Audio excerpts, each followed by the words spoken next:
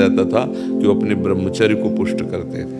हमारी हाथ जोड़ के प्रार्थना है, इन बच्चों में से अगर कोई ब्रह्मचर्य क्षीण करने वाली कोई ऐसी क्रिया करता हो तो आज छोड़ देना, संकोच नहीं करना। ये आपके जीवन को नष्ट कर देगी।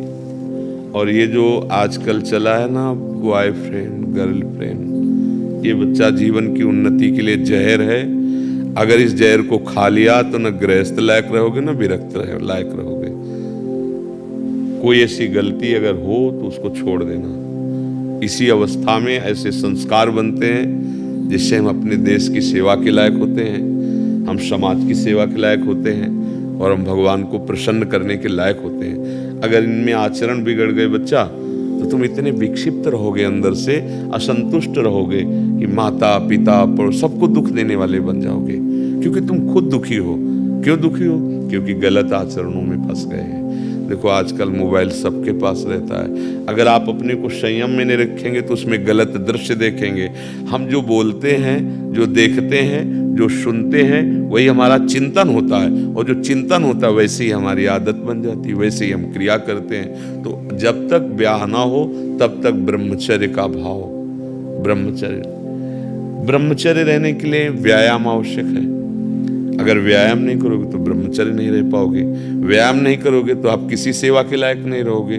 शरीर के ऐसे अंग हैं जिनको हमें क्रियान्वित करना है।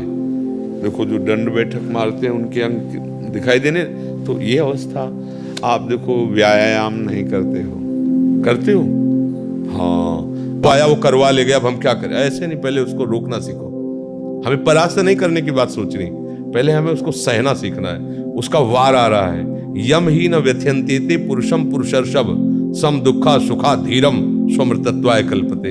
ये सूत्र केवल याद करने के नहीं, ये जीवन में उतारने के काम आ रहा है। क्या आ रहा है लेके? वासना। क्या वासना? स्त्री शरीर तो पुरुष शरीर संबंधी आकर्षण, पुरुष शरीर स्त्री संबंधी या जनेंद्रीय संबंधी आकर्षण, उसके पास दूसरा पावर नहीं है। अब उसको हमें देखना है कि धर्मयुक्त है या अधर्मयुक्त। अगर धर्मयुक्त है, गृहस्थ है, हम कहीं विवश हो रहे हैं तो उसमें कोई पाप नहीं है, तुम्हारे घर का सूत्र है, गृहस्थ धर्म में नहीं है। अब हम उसका जो आवेश आ रहा है काम का, राधा राधा यम ही न व्यथ्यन्ते, हे पुरुषों में श्रेष्ठ जो उस व्यथा को सह जाता है, व्यथित इतना नहीं होता कि पागल हो जाए, वो परम पद का अधिकारी होता है। तो हमें सहना पड़ेगा ना, हमारे अंदर काम आ रहा है राधा राधा राधा राधा राधा। वो कह रहे यहाँ चलो, ये देखो, ये खाओ।